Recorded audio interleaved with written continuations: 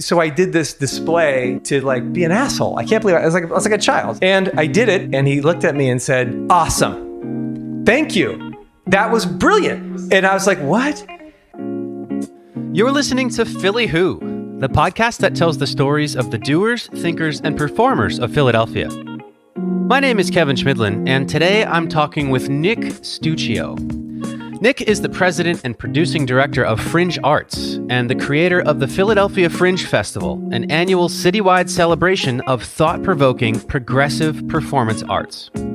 In this episode, you'll hear how Nick started his performance career as a ballet dancer and how, despite the fact that he didn't take ballet seriously until he was 18, he quickly found himself thrust into a dance career. And the lead dancer, I remember this vividly, many years ago, he pulled the crap out of his thigh muscle and he hobbled off stage. And they looked around the room and they were like, "Who understudied Jim?" And I was like, "Oh shit." He'll share the moment his perspective on performance was totally turned upside down and how he went from valuing tradition and technique to becoming obsessed with contemporary art. I had this like conversion moment. I was like, "Oh, I get it." And I went from being the jerk in the room to being like, "Everybody, this is the best art anyone could ever do." And you'll hear the story of how FringeArts went from a small weekend of performances in 1997 to one of Philadelphia's biggest and most well-known art organizations. Like, okay, I hear the naysayers, maybe I agree with them, but wait a minute, this is actually really cool. The needle went from, "Oh, I hate it," to "No, it's awesome." Like right in the course of that one show. All this and more about Nick Stuccio, FringeArts, and one of Philly's biggest festivals right now on Philly Who. Stay tuned. As you may have guessed from the previews, there's a little bit of cursing in this episode. So Nick Stuccio wasn't always the performance aficionado he is today. As a kid growing up, he was more into sports than anything else. In fact, as the little brother of 3 serious ballerinas, he was actively anti-art. I remember basically like Damien in The Omen, having the, dragging him to church. It was like dragging me into the theater to making me sit and watch my sister's recitals. I was like, "No, please." May I bring a ball? It's funny because I ended up as a ballet dancer. Yeah.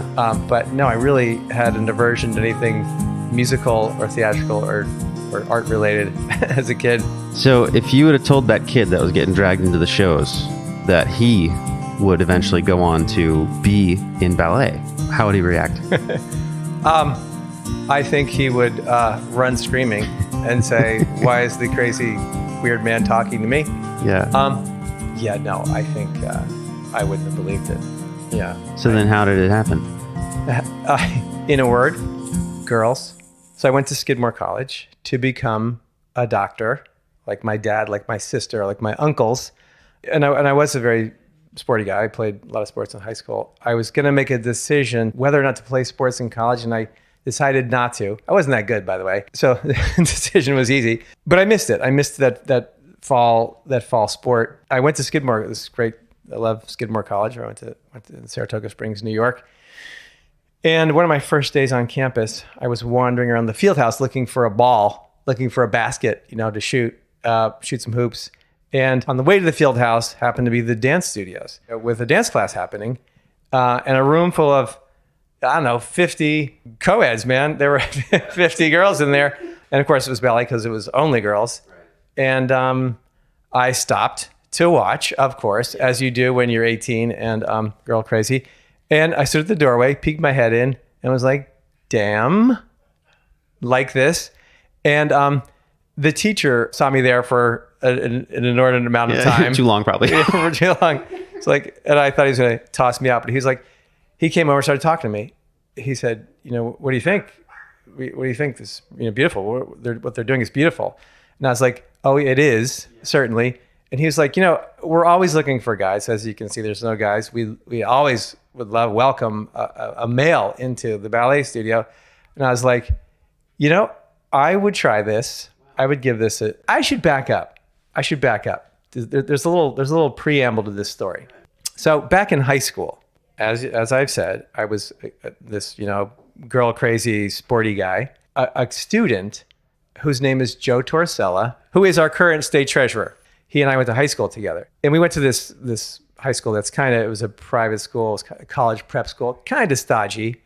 And they had a theater department, which of course the plays there were cast only by the professors.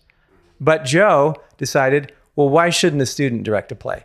Which was never done, I think, before or since, probably. Yeah. And so he mounted a production of Neil Simon's The Good Doctor. Why he chose that, I don't know. And so he held auditions for his production of The Good Doctor. I believe I was the only male who auditioned for this. Why? Because here's this student who had this independent spirit and was going to turn it upside down and direct a play. I was like, that's awesome. I don't know who this guy is, but I'm trying out. So I did. He cast me as the lead, but I honestly think I was the only guy who did. By default. Yeah, right. And I loved it. It was a great process. I just sort of fell in love with it. And then this lark. And this was in high school. This was in high school. So I did that play. We did that play and I loved it. And then came another regular school play, which was Tartuffe. And it was some kind of 18th century era setting. So there was court scenes. And the director, the teacher, brought in this person to teach us some court dances, also known as ballet. And so I got cast in this show. And that person came and taught us some of these court dances, and I kind of liked them. Like, hey, this is kind of formal, kind of fun. It was dancing, and even the teacher was like, you're kind of good at this. It's, it seems like you have a good feel for this. That I filed away. The lure certainly was the ballerinas, but second was this idea, like, I've done this little court dance. I kind of want to give this a try, and I did. I came back the next day. He told me the things I needed, which was some sweatpants and some socks to start. And this thing called a dance belt, which I was like, pardon me, a dance belt? What does that mean? Yeah. Well, a dance belt is this, it's what males wear to support their, their junk, man. And, right. And it's not a comfortable device. It's kind of, I've just met you and I'm describing a dance belt. Welcome to the show. But people need to know, damn it. It is the support strap goes in your butt crack, man, because the buttock is an important aesthetic part of the form. So it has to be unencumbered by any kind of thing. So, and I was like, I was not pleased about that. And this was your first impression. It was like, you're going to do this? Okay, go get this belt. Yeah. And that didn't turn you away. Ballet suited me perfectly. Because it's very technical. It's enormously technical. I'm a big tennis player now. Like ballet or something like tennis, it's an endless pursuit for perfection technically. And it's also regimented. There are certain exercises. It's all about form. It's all about technique. That is something that suited me. And it's also, there's drama in it. It was an art. It was interpretation. And I like that as well. And also, again, you dance with beautiful ladies with wearing not a lot of clothes. So yeah. all of that as an 18-year-old was all good. And I really fell in love with it. So as I got more into the studio, and at Skidmore College, there were dance classes beginning at 8 o'clock in the morning till midnight. So I was taking Introduction to Ballet, and I would go audit like Advanced Ballet 5, and I would be this disaster guy flopping around in the back, taking people's legs out. But I was going to everything I could. So I was going to do my bio lab, my chem lab, running back to the dance studio. I was like, Karate Kid, wax on, wax off. So at what point did that become your main pursuit, and did you stop going after being a doctor? The deal I cut with my pops, who was paying for school, was get a degree in anything other than dance, and I'll consider paying for it. And I did, and I still like science. So we got to this sort of stasis where I stayed with my major in biology, which I got a degree in. Okay. And I realized I could do that and take a zillion ballet classes and study, and then do the school shows that we had, the showcases, and I did all that. I didn't really know where that was going to lead. I hadn't made a decision. And I guess kind of my senior year in college, it came down to, are you going to take your MedCats and apply to medical school? Or are you going to audition for a ballet company? Which one of those two things is in your future? It was clear by the time really I was a senior, like I really wanted to give this ballet thing a try. And as I told my father and anybody else who asked me, I didn't really have a choice. This thing had me by the throat. Like you will try to be a ballet dancer. Maybe that a year before I graduated, we had a guest teacher come to Skidmore. He was this sort of very direct British ballet teacher for a semester came. And I was still kind of a mess. You know, I mean, it's hard. This is hard to learn to be a dancer in such a short time. And he saw me, and he saw the dead seriousness and the passion I had for this, but also knew that I had a hell of an uphill battle to ever make it professionally, given how I started at 18 years old. Right. And he took me aside one day and said, you know, Nick, I can see you really want to do this, but listen, man, you're really terrible at this. You really have no chance. So good luck. Yeah. But well, my thanks. advice is like, I'll cast you and all in these shows, but really, man, you know, think about something else. You start studying for the MCATs. Right. And I got to know this guy later, but I was faced with two decisions here, which is one, like, this is an expert, he knows what he's talking about, or two, fuck you. Yeah. Like, I'm doing this anyway. And really, because I was so deep into it and so in love with it, I really, maybe I flashed for a minute, like, he really thinks I'm terrible. But I was like, I don't care. So I auditioned for the School of Pennsylvania Ballet, which was one of the, it's one of the preeminent dance companies in the country. And again, being male, you have an enormous advantage. I mean, the female dancers were far better than me, certainly. And most of the guys too, but I was really determined. And, you know, I fit in a lot of the costumes. Yeah. You know, like, okay. And I got a scholarship. And at the time, my life is a series of like dumb luck. When I arrived at the School of Pennsylvania Ballet, the company had just fired the director, and they brought in this new director, named Ricky Weiss from New York City Ballet. And as directors do, he wanted his own dancers. He wanted to rebuild the company in his own image. And he basically fired 75% of the dancers and like 90% of the men in the company. Wow. He got rid of, as they do, to get their own style, their own kinds of dancers. But there was a season planned, and all of a sudden he's looking around going, oh shit, I need to put people in these costumes to put them on stage. So they like dug deep and let's see who we have in the school here. Like, this guy, He fits.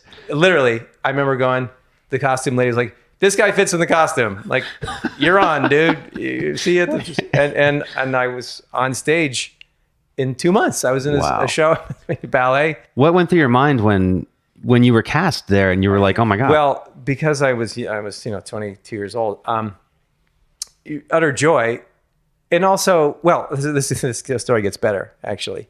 The first show that the company did was Midsummer Night's Dream. It's a George Balanchine work. It's a very sophisticated. The second act is a very technical dance, and I was thrilled and terrified, certainly. Right.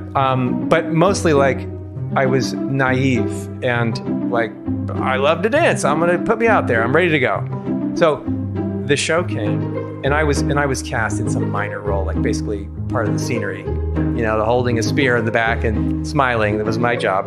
But there weren't a lot of male dancers. And so those of us in the school were understudying some of the other roles, thinking just for your own benefit, just learn the dance. Yeah. You're never going to go on stage, but just learn the dance is good for you. Opening night, some little kid dropped a prop on stage, and the lead dancer, I remember this vividly, many years ago, he saw it on stage and he kicked it off stage in the middle of a step, and he awkwardly pulled the crap out of his thigh muscle, and he hobbled off stage.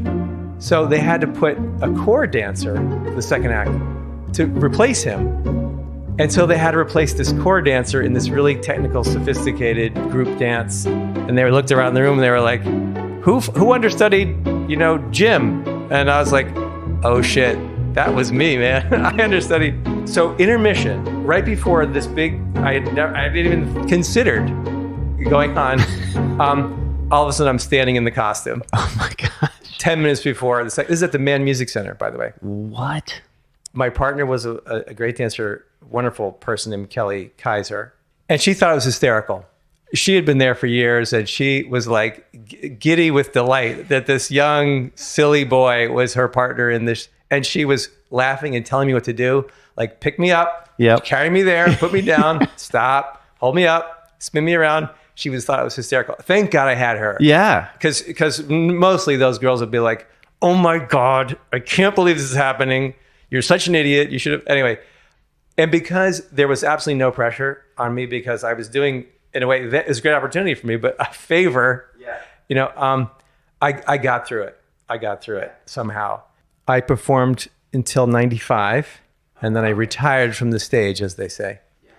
Fast forward to the mid 90s when the AIDS epidemic sweeps the world, and particularly hits the arts community so hard. And it certainly hit Philadelphia hard. And there were colleagues that we knew in our beautiful closed community of ballet companies who were dying around the country, especially in New York. And so we wanted to do something about it, the dancers of the Pennsylvania Ballet. So a group of us got together and thought we should throw a fundraiser and raise money for an AIDS cause. And that's called Shut Up and Dance. And we started that, I think the first year was 93 or 94. The guy I told you about who kicked the prop off stage was a great dancer, a principal dancer for many years. His name was Meyers, a great dancer in the history of Pennsylvania Ballet. He retired from dancing. We had a big party for him. I loved him. He taught me a lot. Eddie got the artistic director of a ballet company in Memphis, some ballet company, and he got AIDS and got sick and died before maybe he took the job and was there for 3 months and died. And it really leveled us all. So that was part inspiration. And we did this fundraiser called Shut Up and Dance. We did it at the Trocadero, and it was great. We produced it ourselves. We raised money ourselves. We marketed the show. We did the whole show ourselves. We didn't know what we were doing. I was part of this little founding group, and I realized I loved the organizing of the show more than dancing in it. I think I danced the first year, and I had no desire to dance in the next year. And so I learned how to raise money. And we had such a great cause, which is we're raising money for something very personal to us. So I had no problem asking Tasty Baking Company or Absolute Vodka can you give us some money? How are you going to say no to this? Exactly. So I learned how to ask for money. I learned how to sell. I learned how to work with a designer, sort of, moment by moment, day by day, occasion by occasion. I was learning how to be a producer. And it was great. I really did enjoy it. And man, that first year we did it at the Trocadero in town. We did it in the middle of a terrible winter ice storm. It was like 30 degrees inside the Trocadero. Wow. And these dancers danced and did beautifully. And it continues to this day. Shut Up and Dance. I thought about still maybe I want to go to grad school and maybe go to medical school. I was like, what do I really want to do with my life?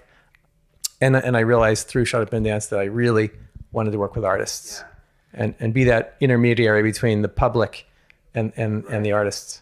So you've said many times that the inspiration for Philly Fringe came from going to Edinburgh. Is that correct? Yes. So can you tell me about the first time you went to Edinburgh Fringe? Well, can I tell you one more story before I tell you that story? Because they're all connected. Just go. My very last year, we got a new director at Pennsylvania Ballet. Christopher D'Amboise came. Pennsylvania Ballet decided to make a change of director. They did a search, and they hired this crazy hire, this young guy with a lot of sort of revolutionary ideas. He wanted to change ballet. And he really liked the idea of contemporary ballet. He was a choreographer, and he liked a lot of contemporary influences, but he really loved contemporary dance. As the artistic director of a ballet company, he really wanted to infuse us with contemporary thinking and contemporary dance ideas. So here he comes, his first year, and he decides to take a piece of the year and bring in a cohort of not ballet choreographers, but contemporary dance choreographers. And these are artists that at the time I hated. Yeah. I was like, what in the hell is this shit? Like, I know my pirouettes and my jumps and holding my spear and pointing my toe, putting my eyeliner on. This other stuff with the, speaking on stage and, not turning your legs in and looking ugly, that is decidedly not art, nor is it for me, and I want nothing to do with it. But here I was, found myself in a room with this choreographer from San Francisco who knew nothing about ballet, and he was going to make a piece on 5 of us. To say that I was opposed to it was an understatement. Also, I knew, and I was one of the older dancers, and I kind of was like, I'm going to do what I want to do at this point in my career. I'm not really into this, so I'm not really going to participate. I'm going to sit my ass down. I have a really good book, and I'm going to read. I'm going to kind of listen, and I'm going to kind of participate. I was scared by it. I didn't understand this form of art. It was very puzzling. And this man, his name was Joe Good, who I later got to know pretty well. For the first week, gave us exercises and talked at length about his theory about making dance. And where I was from, there was no talking to us. There was just, here's the step, learn it. But we had us write down like stories of our childhood. Tell us about, and he had theory about the 1950s, how it was so misogynistic, and let's talk about that and all this. I was disinterested. And so we finally started getting up and doing movement combinations. And I was like rolling my eyes, like, please, this is so bad. When is the day going to be over? 3 or 4 days goes by and he's starting to really make us get up and do this stuff. I really hated it. Finally, by the end of the week, he came over and said, you're not really engaged here. You're not participating. I need you to. And I was like, to be honest with you, I'm really not into this and I don't get it. And I'm really not don't want to be here. He's like, it's clear, but you're here, you're being paid, you're gonna have to do this. Anyway, we had this like back and forth. Finally, at the end of the day, he's like in front of everybody, like, Nick, I need you to get up and do this, please. So he's getting pissed. Yeah. And I kind of had enough of it myself. And I was like, fine. I got up and I did this material, in that he had this crazy movement material and this little speech that came with it. And I did it with the intention of making fun of it and trying to get even tossed out of the room. Like, what's going to happen to me? No one cares about this. It's not really ballet. That was my goal, to do that. So I did this display to like be an asshole. I can't believe it. I was like a child. And I did it. And he looked at me and said, awesome. Thank you. That was brilliant. That was amazing. What you just did, what Nick just did, is what I've been waiting for all week. And I was like, what? And I realized in that moment, I had this like conversion experience, this conversion moment. I was like, oh, I get it. It is not about the technique. It's not about how high I can jump, how long and beautiful my leg can look. It's about what I'm thinking about, and all this myriad of other kinds of expression that I'm offering beyond the technique and the aesthetics. And in that moment, I was like, that was really awesome. And I see the world of contemporary thinking now in that moment. And I went from being the jerk in the room to being like, everybody, this is the best art anyone could ever do. Just like that. Just like that. Wow. And then I was like, I love this. And I fell in love with this piece. And we did it. It was a piece called 7 Meditations on Murder in the Family. It was a totally different thing. And I think for all of us in the room, some of us kind of also really loved it and really saw the possibilities outside of the rigorous ballet technique that we were all steeped in, and also enjoyed it very much. Some it never, bounced off and they never really got there. There were other choreographers working with the other, there was 60 dancers. And it was great for me to watch all my colleagues doing these other kinds of contemporary dance, other kinds of dances, seeing them in new ways, seeing their artistry, seeing them as different kinds of people and artists. I loved it. I was like, this is so cool. I'm seeing things in my colleagues I'd never seen before. That whole experience got me leaving the world of classical art and totally in the world of contemporary art and contemporary dance. I could see an interesting pattern here. So biology, tennis, ballet, these are all very historical, regimented, traditional things. So would you say that this sort of revelation opened your eyes to just overall more sort of contemporary and against the grain type thinking? Yeah, I think so. I think I'm a person who always likes to see what people are not doing, and to see the possibility of new things, of progressive things. Yeah. Yeah, I think that characterizes me. And I have to say, all these years later, I haven't been in the ballet in a long time, but I find that I have an appreciation for it more and more now, all these years. In fact, I've been teaching ballet class to my staff and to anybody who will take a ballet class from me, I'm teaching. And I guess I understand the basis for it. It is the basis for so many things, having this classical technique as something to depart from, to compare in comparison with. But I'm definitely a type B guy. Like I'm not organized at all. But having to study a technique like ballet and like tennis and in a language, you have to have a rigorous side to you to understand all the rules. Anyway. So this opened your eyes to the contemporary world. Yeah. In fact, in that moment, I ditched classical. I'm like, I now hate ballet. Wow. I just saw the whole world of possibilities and the impossibility of trying to learn ballet, which is impossible, especially so late. I sort of just left it, just walked away from it.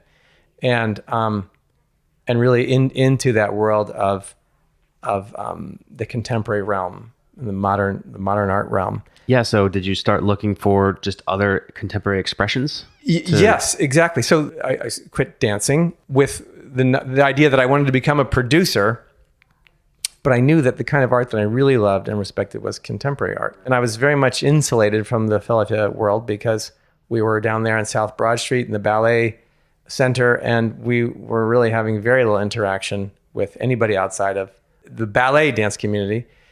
And I quit, and I wanted to dive in to the local scene to see what other kinds of artists there were in the contemporary scene. And lo and behold, this is again sort of the good fortune I had. There was this enormous underculture, I guess I could call it, of really interesting contemporary artists here in Philadelphia, doing all kinds of crazy things, poetry and performance and music and theater and dance.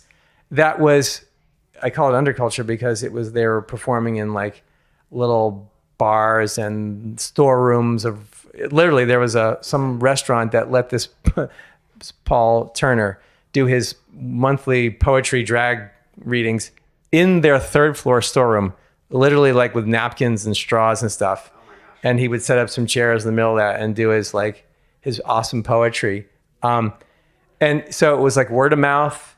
There's no flyers. And we just found these things. And I was going to these things as this novice producer, this wannabe producer, and seeing these places that were stuffed with people. Or they would get a dance studio and they would hold these shows and like sell beers and popcorn. And it was all underground.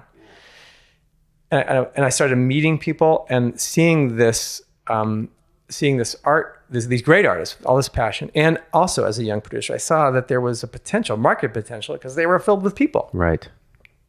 Knowing that I wanted to be a producer and learning from Shut Up and Dance how to organize a show. And I started to hold a few events, to do a few shows, again, underground. Then when I met this artist named Eric Schofer, who wanted a producer to take him to Edinburgh, to do his show at a festival, the Edinburgh Fringe Festival. During that process, we started talking about the idea of a festival for Philadelphia.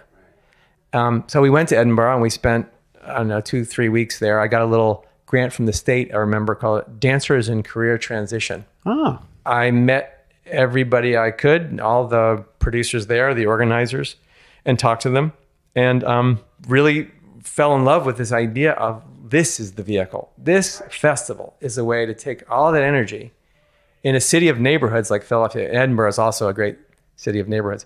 Take all that energy and bring it back to Philadelphia and use that as a vehicle for getting all this great art, all these interested people. So was it while you were over there that you decided to do it in Philly? Even before we left, we had this idea. You knew. We had this idea too, maybe this working idea. The first year, we'd spent a year planning. My life's work was this very first festival. I spent 20 hours a day on making this thing with a group of great people, not just me. And we had this beautiful, it was Friday afternoon, and it was the big weekend, and we had this opening event planned right there in Old City. And it was about 3:00, and we're getting ready, but I'm very nervous.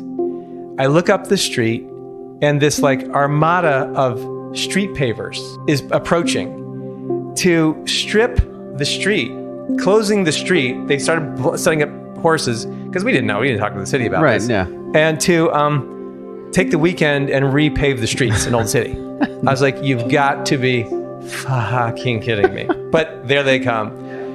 It's 3:00. The first show is at like 5:30. So the time, I mentioned my friend Joseph Torsella, who of course was a major director in high school, wanted to become a director, a major theater. He probably would have been a fantastic theater director. He probably can do anything he wants. Instead, he went into politics. And he ended up working for the mayor, Mayor Rendell. This was during Rendell's administration, the mayor. And I called up Joe and was like, and he was working in the city government. Can you call the streets department? Can you help me? This is a disaster. And somehow he got a hold of the managing director and blah, blah, blah at like 4:00 on Friday, and they stopped it. What? They did. He got this to happen, and they just parked this stuff on the side and let this festival happen. Wow. And this was the very, very first one. The very, very first one. Opening night. Again, these opening night events keep happening. Yep. Yeah. Oh, I could tell you, some year, I remember telling everybody, something terrible is going to happen. It has to. Without it, we wouldn't have a good festival. So you have the first festival. I imagine after that, it goes well? It does. Again, dumb luck. Why?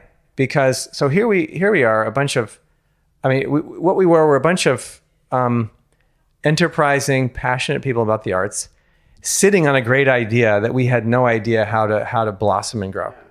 At the time in the city's history, there were a couple of things. One, there was no cultural life in the city. This is 1995, 96, 97. There was the ballet, there was the opera, there was something called the Drama Guild. There was a couple of startup theater companies, the Wilma Theater and the Arden Theater. They were just getting going.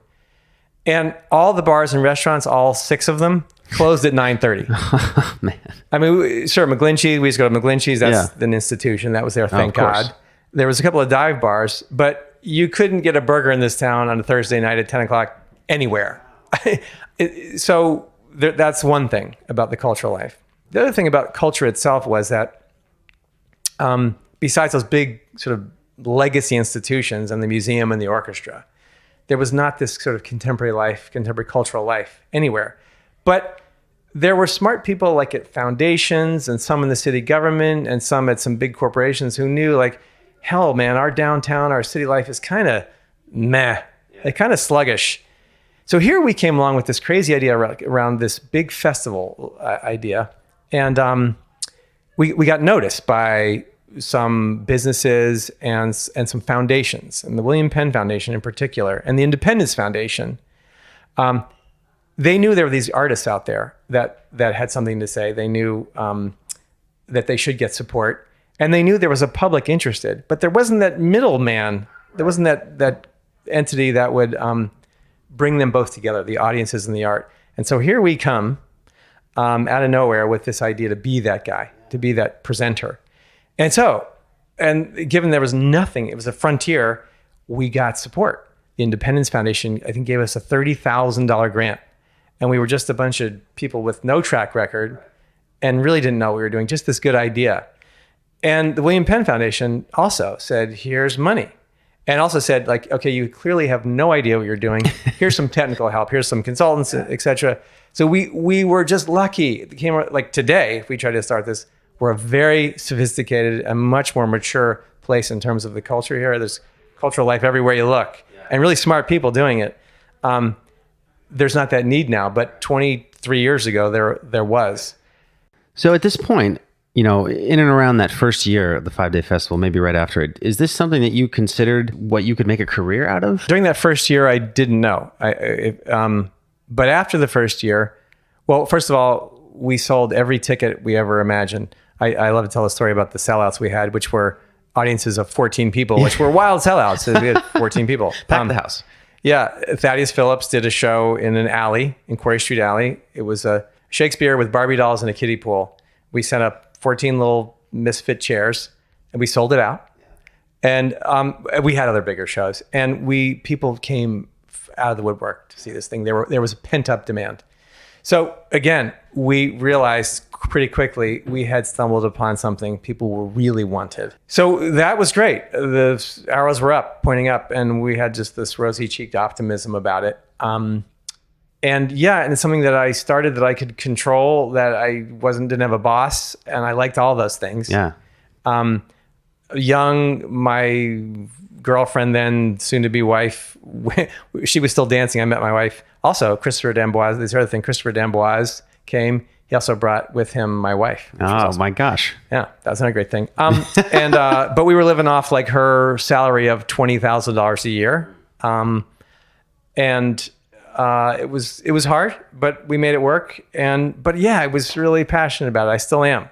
Thinking back to those initial first festivals, is there a particular show that comes to mind as the most memorable? We've brought audiences along for many years, and on the scale of experimentation, and sort of instinctively or viscerally knew that there are some things we're not ready for yet. Shows are built upon things. Like, if you like this, okay, now you're ready for this one, on the provocation scale. And a few times we went it too far ahead. And this was a couple times. One is the New York City Players, a director named Richard Maxwell. And he uses actors that are not actors. Some are real actors and some are just guys he found off the streets, like a bus driver, notoriously. He hired and said, I'm going to pay you $500 a week to be in a play. The guy had never seen a play. And so you get these people on stage who deliver text terribly, and he loved that because he would shape them. He would say, your intonation, just at the end of that line, just scream the word stop or scream the word mother. And they would just do it because they didn't know anything about acting. And so what you got was this crazy theater that what you realized, it's not about the words, it's about the intonation, and you learned about the nature of communication outside of the words. I thought it was fascinating, really interesting. We did it, and people hated it and walked out, and they were like, what in the hell is going on here? And I remember I literally like sweating bullets and like feeling just like I wanted to throw myself off the bridge. And I remember being distraught after that show run, got terrible reviews and everything. Meanwhile, New York, he was doing pretty well in terms of the reviews. A good friend of mine at the time, a former board member, also saw it and said, what in the hell is that? That was terrible. I thought that was terrible too, Nick. He said to me, but I trust you, and you really think this is great. Let me make a suggestion. Bring it back. Try it again. And I was like, that is the stupidest thing I've ever heard. Why did I do that? And he was like, because I believe in you. You should try it. And I was like, you know what? I'm going to do it. Yeah. I brought it back the next year, and people loved it. No, they just weren't ready. It's not only that, it's also our capacity. I didn't have the language yet to be able to set the context for it. The thing I just described to you, I described better at the time, and we had more materials. We were able to have better ancillary materials and some talks with people, better communication, so maybe some emails that describe the work in a different way, and also time to sort of gestate this work, and for new audiences to find this work, this experimental work. And we brought it back next year, and it was a big success with another work. But it just takes time for people to find it, to sort of metabolize it and understand it. It takes that time for me too. Fast forward a couple of more years, a French artist who I love, one of my favorites, his name is Jerome Bell, and we brought a big show called The Show Must Go On. And this was we did the New York City Players in a little theater, the risk was low. This was a big risk. This was the Kimmel Center. Wow. We rented the Perlman Theater.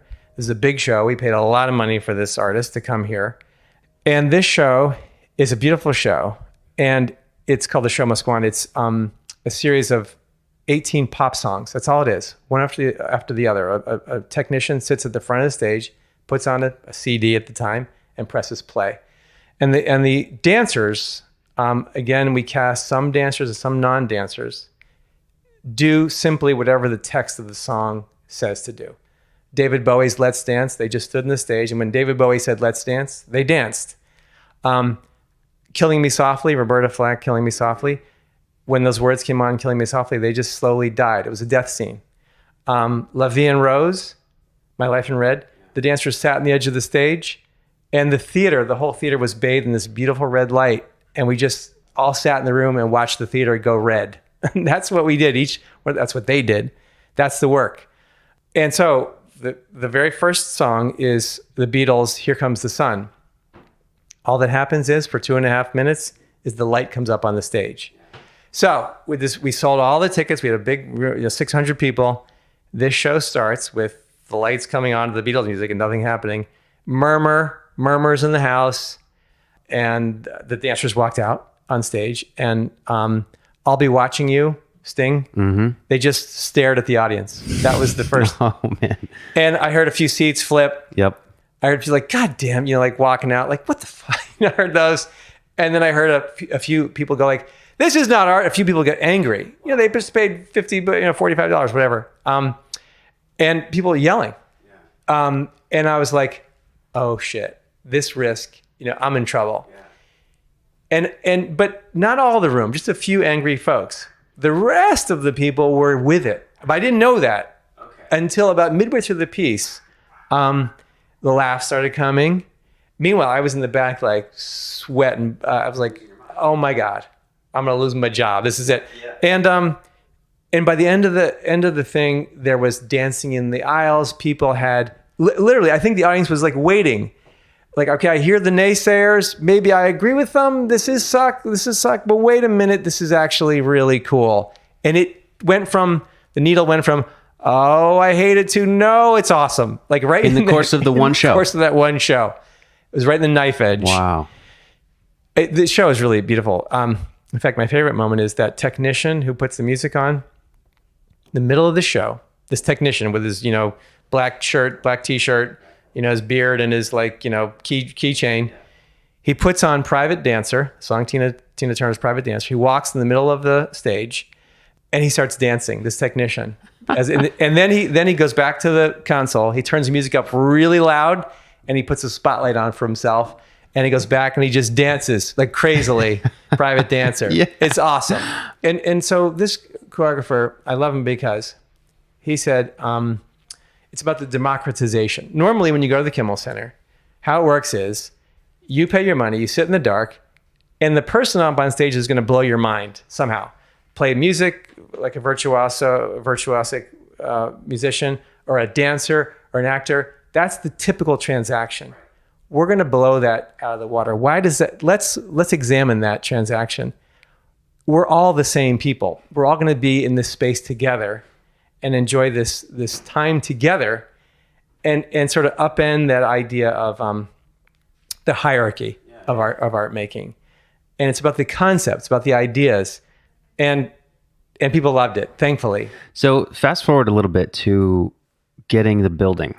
Recently, FringeArts rebranded to FringeArts and actually got a permanent year-long building. At what point was it time to actually have a dedicated space? Well, what happened was that the condo boom hit our city, like many cities in the US.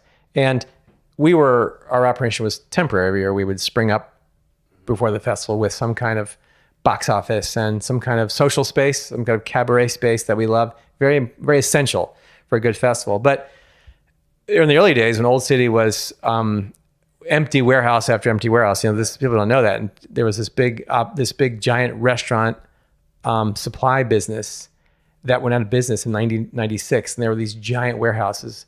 And the woman who owned them all became a great woman who became a friend of the festival, a friend of mine to this day. She handed me this key ring, this giant key ring with 128, I counted them, 128 keys, and basically said, "You seem like a nice young man. Take care of my buildings, and here you go, use them." And so the first 3 or 4 years, so this is 97, 98, 99, 2000, 2001, we're using these great buildings in Old City. And then you don't remember maybe, 2002, 2003, everything started to become a condo, and people wanted to move to the city. And so she was like, "I'll take my key ring back, thank you, and you're now out." And I totally understood that. And so we began to move around by neighborhood, and we would surface in this neighborhood now, or this neighborhood. But more and more, we were surfacing like way the hell out because we were getting squeezed out by all the development. So we knew even back then, we need this institution, this festival deserves its own space. We can not spend all that energy and money trying to find a darn space every year. Also, we were building audiences like mad for this brand of contemporary experimental work. And we thought, well, if they like it once a year, they're going to love it all year. Yeah. And so for those two reasons, we began looking for a home. Of course, then in 2006, shit hit the fan, the financial crisis. But that was a great opportunity for us because all those builders building all those condos all went bankrupt. So there was a bunch of empty warehouses in the city, and we rented one for next to nothing. And so we had this great space, this big old warehouse that we had our offices in, and we built a little DIY theater, like a little 100-seat theater that literally was out of shit we had in the storeroom. And we began to do shows outside of the festival time and to work with artists year round. And in fact, I came to my board to say, we're ready for a building. And the board hired a consultant who came back and said, "You're not ready for a building." To which you said, I had no choice but to say, damn, all right, fine. It was probably the right move. And instead, we got this warehouse and made our little theater, and we learned what it's like to live with artists and to work with artists. It was a nice little prototype. It was the right move. The board was right. And finally, we started getting serious around 11 and 12, and we found this great site here on Delaware Avenue. So this whole time, did you have the vision? Because this place is more than just a theater, more than just offices. You've got the full restaurant, you've got the beer garden. Was that vision for this, whole complex place that can really serve pretty much anybody year round a part of the whole plan? The vision for this building is rooted in one thing, and that is a beer garden. And that is in what I saw when I went to Edinburgh. This is true. In 1996, when we were in Edinburgh, when you get off the plane in Edinburgh during festival time, there's a bar on the tarmac just about. There's drinking and partying. You're there for a vacation. Everybody's there to vacation. Why? For culture. They come to Edinburgh on vacation. These European, everybody from around the world, not to sit on the beach, but to go to shows. It's enormously social. So you have fun. You see a juggler. You'll see some crazy Bulgarian garage band. But you're also going to have a beer, and you're going to be drinking great Scottish whiskey, and you're going to hang out and have coffee with some crazy artist you're going to meet. That was by far the thing I was struck by, the social context for that arts festival. So knowing, fast forward many years to designing our space, being enormously social was what we wanted. So, and we wanted to make sure we had outdoor space. That's the other thing we learned from all the years of doing festivals is when we gathered at the end of the night together, what people wanted to do was hang out outside and drink and smoke and talk. And so we were sure that we needed outdoor space, a beer garden, which now are all the rage. So 5 years in, has the building lived up to that vision that you had of the Edinburgh Festival? It has and it hasn't. The restaurant part is going beautifully, more than we had hoped. The business has become an important and large part of our revenue base. We are a landlord to the business, and we share revenue, which has been terrific, especially as the neighborhood around us is growing. That's going great. What we didn't anticipate is, I mentioned that, if people love the work during the festival, they're going to love it year round. Well, in fact, they're not coming here. There's less than 20% of festival audiences come here outside of festival time. Interesting. And I think people think of the Fringe like the Nutcracker. Like, oh, it's Fringe time. Let's see some crazy show. And now, okay, that's good. I'm done. And so we're sort of rebuilding the year-round programming. But I love this. I think about us becoming an institution. Last year, I realized something. I was at a coffee shop, and I met some person, this young woman who's maybe, 26, 27 years old. I told her what I did. I was talking to her, and she started laughing. And she was like, it was already on Fringe time last year.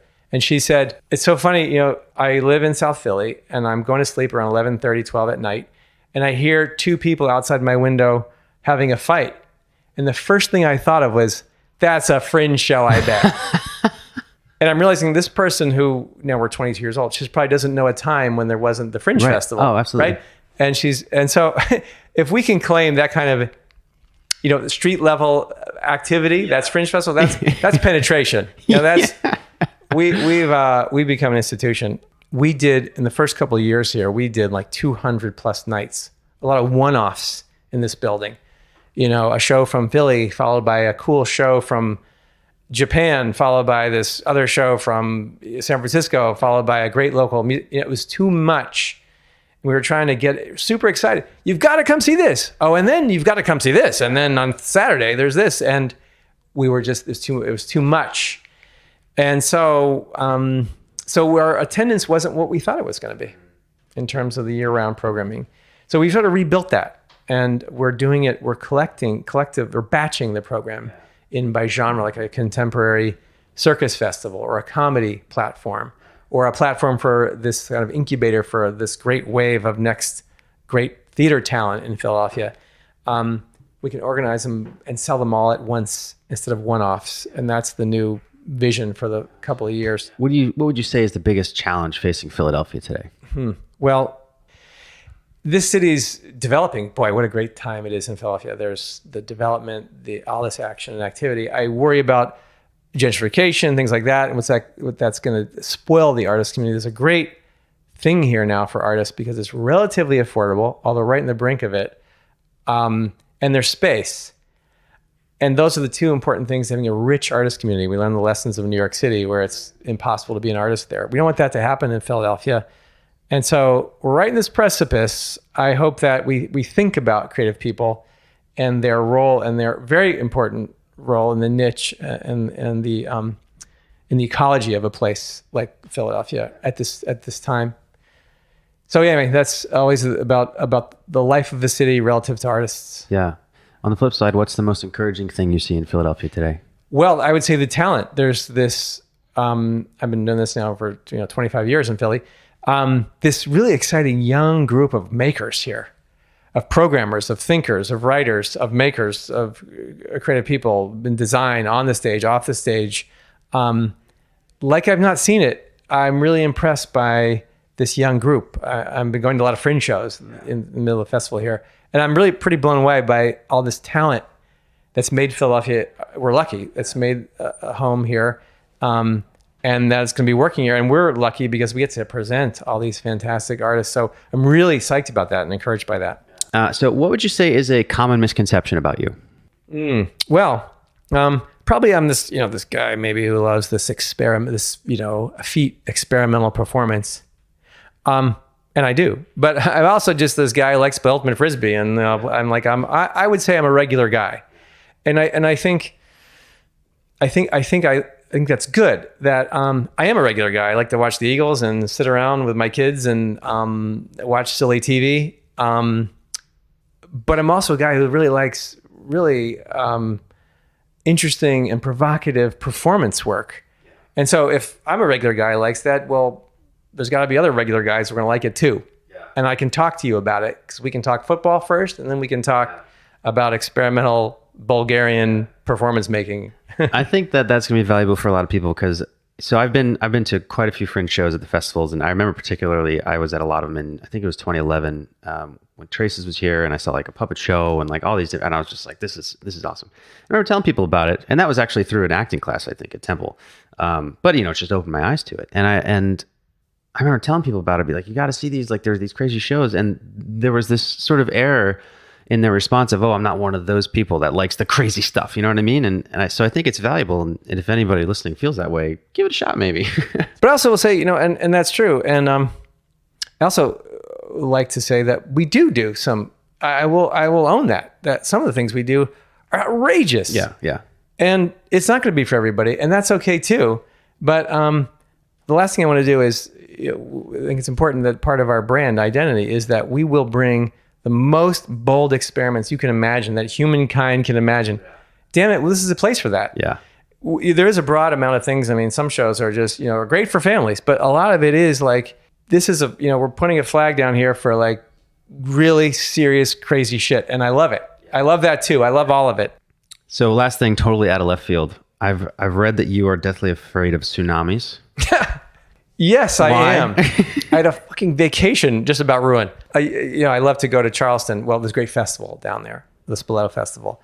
And my kids were young. We used to go down there and stay in this little town outside of Charleston on the beach. And we had this beautiful house on the beach, and it was literally on the beach. And the very front room's all windows. Yeah.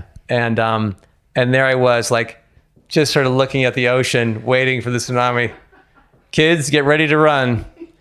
I just I don't know. Yeah. I think that, back when the Aceh tsunami happened, it just like seared in my brain. And now I just look at the vast ocean and just waiting for that moment where it's going to happen. Do you think there's any irony to the fact that you're now in the high pressure water system building? It's funny. We were about to begin the renovation here, the demolition here. This is an old building built in 1903. Yeah. There was this piston that was almost 30 feet tall. It was like 4 feet wide, this steel piston. And its purpose, I was told, was to prevent a big surge of water from the river. This giant piston would apply pressure on the river water to keep the pumps from blowing up. This giant monolithic thing. It's crazy. They sold it for the steel value. But when they were about to get rid of it, I was like, well, what's going to happen? When they cut this thing, is it going to be like this geyser of water? And like, don't worry, that valve is closed at the river. I'm like, are you telling me this valve that was closed in 1954, you're going to cut this thing open and it's not going to be this giant, like, who's going to tell me that for sure? And they were like, come on, it's not. And I was like, I'm leaving. I don't know about the rest of y'all, but it's really just like a 3-inch cement cap over that thing. Yeah. Oh my God, now I'm panicking. Like, now I can't sleep. Thanks a lot, Kevin. This episode was released during the 2018 Philly Fringe Festival, which runs until September 23rd. So for more on Nick, FringeArts, and to check out what shows remain, you can head to podphillywho.com/fringe. Be sure to subscribe and rate the show if you're on Apple Podcasts, and follow @podphillywho on Instagram and Twitter to join the discussion and get sneak previews. Music by Lee Rosevere, podcast art by Lauren Carhart. Special thanks to Max Tuttleman and to Nick for being on the show. For Philly Who, my name is Kevin Schmidlin. I'll see you next week.